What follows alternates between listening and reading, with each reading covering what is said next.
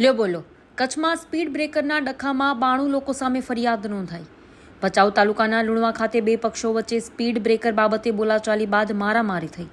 ડખામાં PSI સહિતના police કર્મીઓ પર હત્યાના ઈરાદે જીવલેણ હુમલો થયો। આરોપીઓ ફરિયાદ નોંધાવનાર યુવકોને મારવા જતા હતા ત્યારે પોલીસ વચ્ચે પડતા ટોળું તૂટી પડ્યું। ફરિયાદ કેમ લીધી તેમ કહીને બે જણાએ પીએસઆઈને પકડી રાખ્યા અને ત્રીજાએ હત્યાના ઈરાદે માથામાં પથ્થર ઝીકી દીધો। બે મહિલા સહિત 5 પોલીસ કર્મીને લાકડાના ધોકા અને પથ્થર વડે માર માર્યો। પોલીસની સરકારી ગાડીઓમાં તોડફોડ પણ કરાઈ હતી। સ્પીડ બ્રેકર બનાવવા બાબતે બે પક્ષો વચ્ચે થયો હતો ડખો।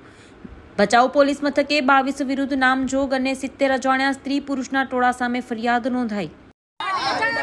કાઈ વાંધો નહીં, આપણને આવડે વિડિયો બનાવતા, આપણને આવડે છે।